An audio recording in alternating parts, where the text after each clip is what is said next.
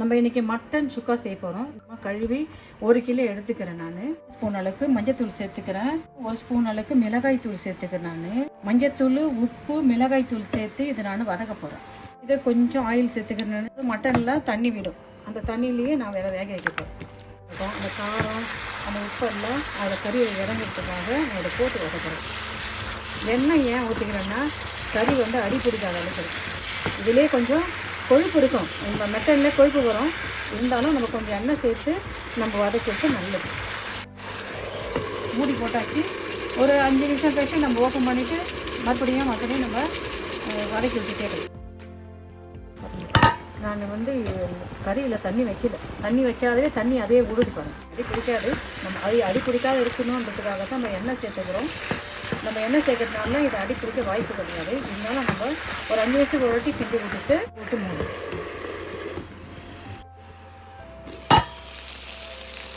தண்ணியெல்லாம் சுண்டி வருது. கறி நல்லா வெந்து வருது. மிதமான சூட்டில் நம்ம இதை கறி வேகிறது. இன்னும் கொஞ்சம் நேரம் வெந்துச்சுன்னா சரியாக இருக்கணும். அப்படி மூடி போட்டு வைக்கணும். அது ஒரு மசாலா பொடி நான் ரெடி பண்ணிக்கிறேன். பட்டை, காஞ்ச மிளகா 2, கொஞ்சம் மல்லி 1 ஸ்பூனு, ஒரு 4 ஏலக்காய், ஒரு 4 கிராம்பு, 1/2 ஸ்பூன் சீரகம், 1/2 ஸ்பூன் சோம்பு, 1/2 ஸ்பூன் மிளகு, ஒரு ஜாதி பச்சரி 1 அன்னாசிக்கு வறுத்து நம்ம ஒரு பொடி செஞ்சுக்கலாம்.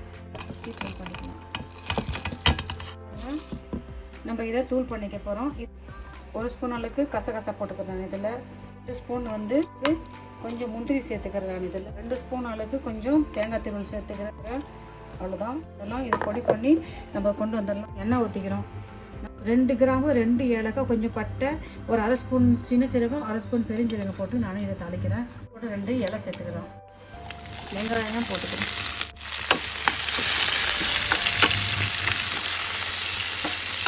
வெங்காயம் நல்லா நம்ம 2 காஞ்ச மிளகாய் போட்டுக்கிறேன். நான் இதில்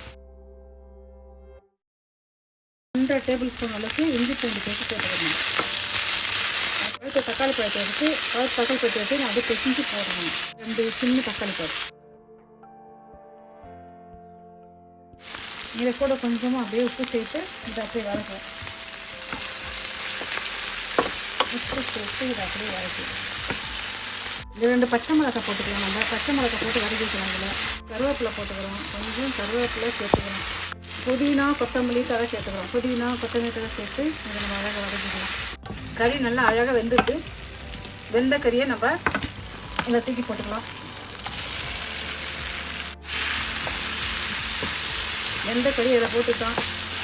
மசாலா தூள் பொடி பண்ணி வச்சுருந்ததை அப்படியே சேர்த்துக்கலாம். நம்ம நிறைய தூள் பண்ணல, கொஞ்சம் தான் பண்ணோம். அப்படியே எல்லாத்தையும் போட்டுக்கலாம். அப்படியே எல்லாத்தையும் போட்டு அப்படியே கிண்டிடலாம். கொண்டே மூடி போட்டு அப்படியே மிதமான சூட்டில் கொண்டே வேகட்டும். இருக்கலாமா பாருங்கள்.